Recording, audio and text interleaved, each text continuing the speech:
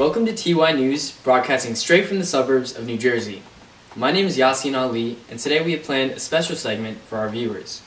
We now turn to our senior correspondent, Tom Hughes, for more info. The history of humanity is, on rare occasions, defined by specific individuals. Rather, more often than not, our history is defined by the works of groups and movements. What becomes captivating is that, throughout history, several of these groups and movements themselves have been defined by symbols, casted in the steel of cultural expression to be used in a history rife with competing ideologies. In never-before-seen footage, TY News takes you back 2,000 years in time in search of clues to get a better understanding of how these mystical devices were created.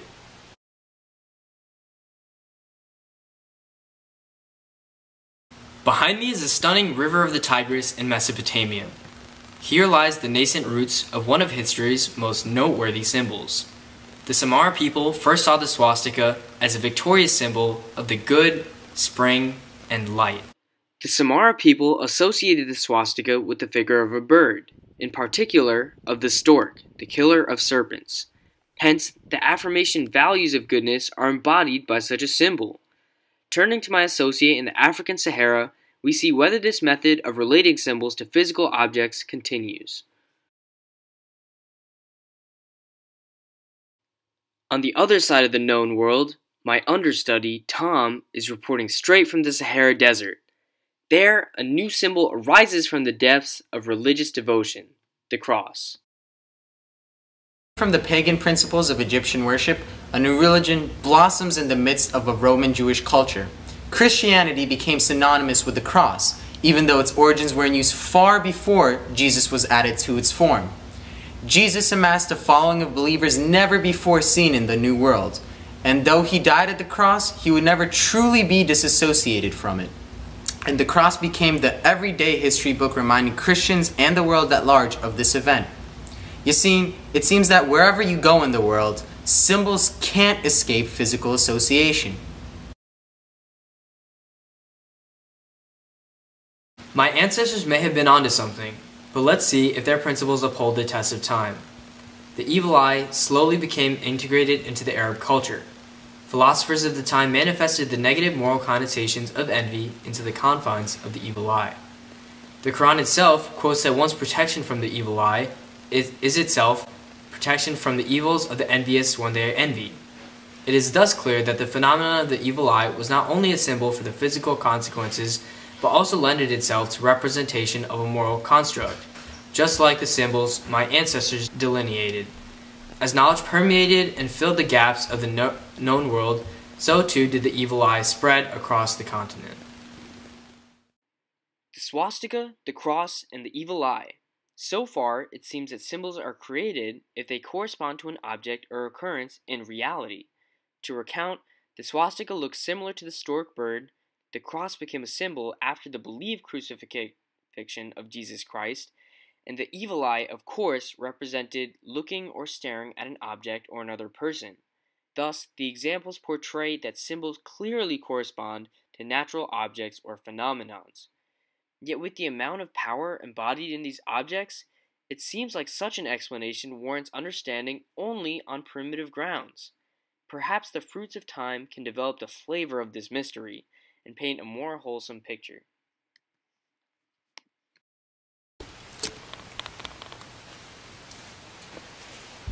Ready? Yeah. Steady.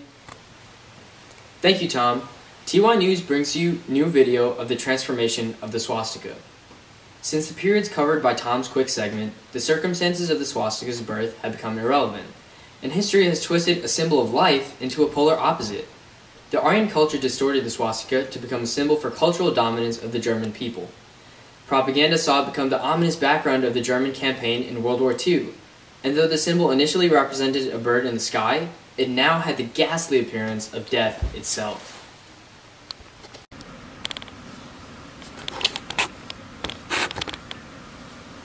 Can you go back a little bit? Can we just move your chair back? Sorry, it might be. Alright, do. Perfect. Fortunately, the remaining two covered symbols have not had the opportunity to morph into forms indiscernible from their original meaning. Today, the cross continues to be a symbol of hope and a connection to a greater power, and it is used widely by the Christian religion, as is the evil eye. It is evident that the consensus of various cultures has the power to override the initial correspondence established in a symbol's birth. The two theories on how a symbol is created is hence an initial layer of correspondence to a physical reality, after which group agreements have the power to sway a symbol's meaning one way or another. Yet for a deeper analysis of symbols' preeminence in human interaction, we turn to scientist Dr. C for further analysis.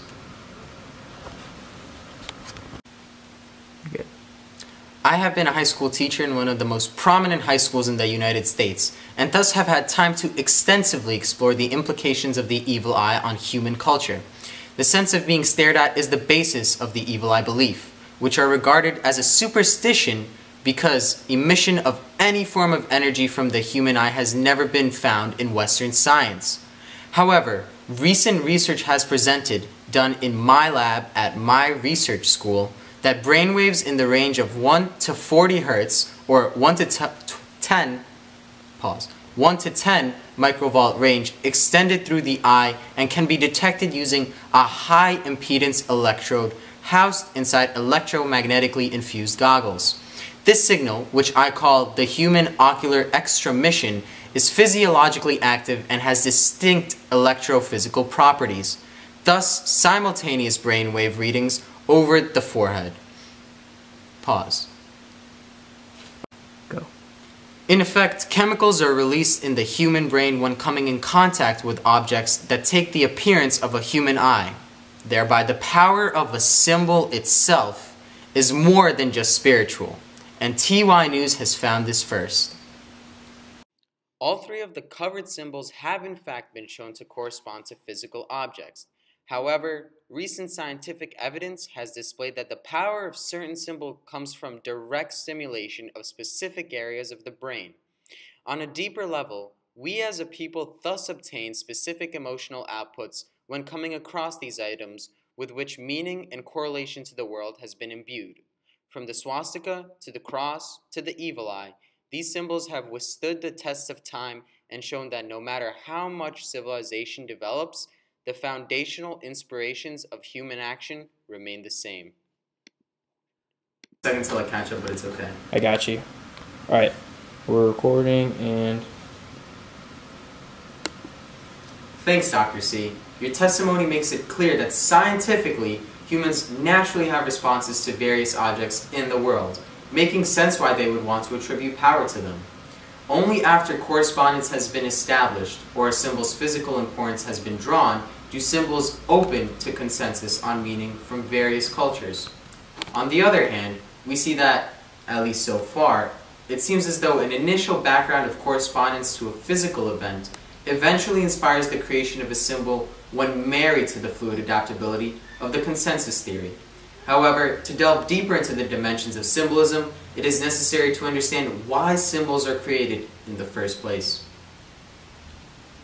Yo, nice job, you doped that up. I know, I was a little confused. After the back. Yeah, no, because I just like got mixed up. No, I did, but I...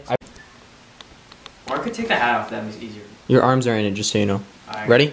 Yeah. With such a thorough background established of a symbol's creation, we can now draw parallels to a symbol's inherent meaning. It seems that there is a distinction between the two facets of symbolism.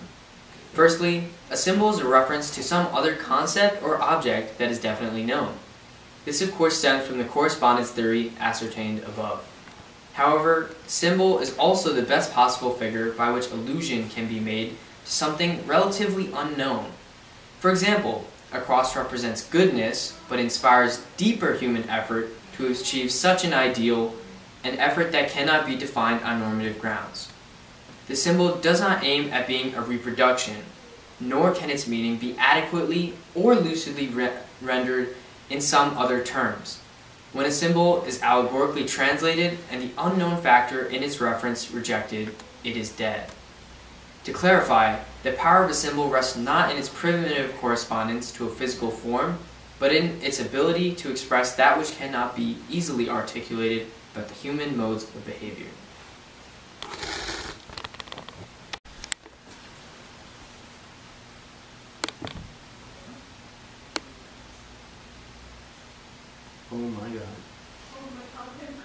Yo, Aisha.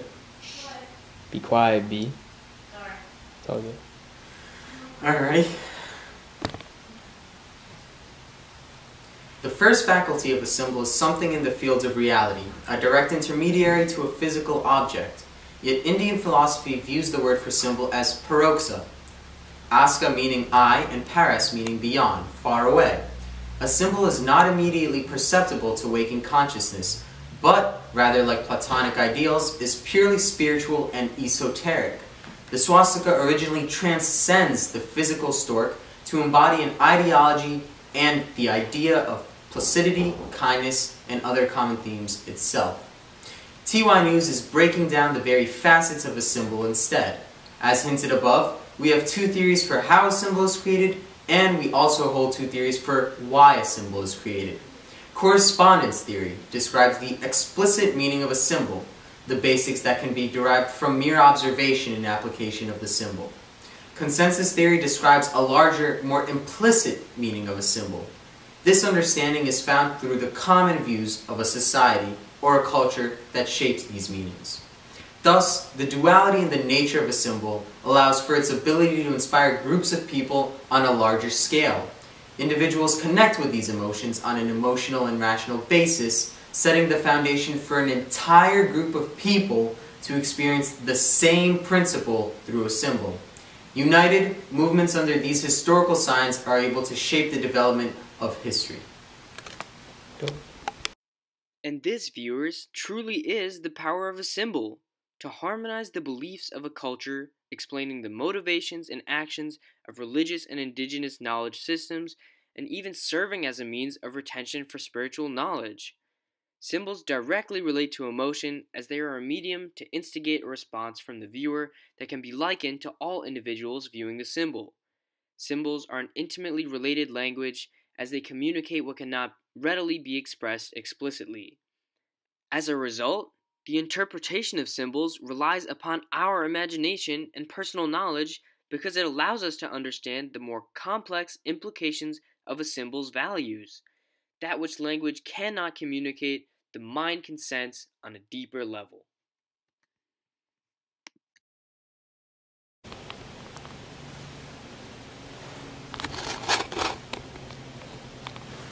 Good? Fuck no. That's good. Ready? Yeah.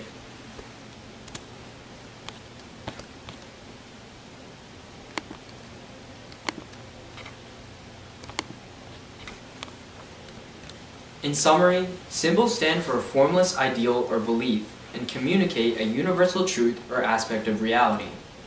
While symbols may initially be actuated by correspondence to the physical, their meaning is empowered by an association with an implicit aspect of the human experience. A symbol is a universal language, the medium by which individuals from all modes of life can be united under a singular inspiration. A symbol gives you an experience of some natural human axiom, embodies this feeling in a tangible form just beyond the realms of verbal explanation, and entices this emotion within a nation, within a culture, and within the very individual. Yeah, it's good enough. Alright, let's do it. Alright, we're on.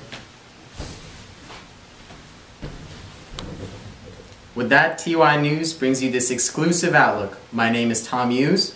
My name is Yasin Ali. And with that, we're signing off. Thanks for watching. That was dope! We totally improvised. Yeah, I can't. Oftentimes, TY News receives complaints, like any other news network, about showing a biased version of events or ideas. For this segment, however, we are not simply choosing symbols of historic origins that accommodate the theories which we impose on them. Take, for example, any of the symbols experienced in modern-day culture. With that, TY News explores several prevalent signs as well as their accompanying origins.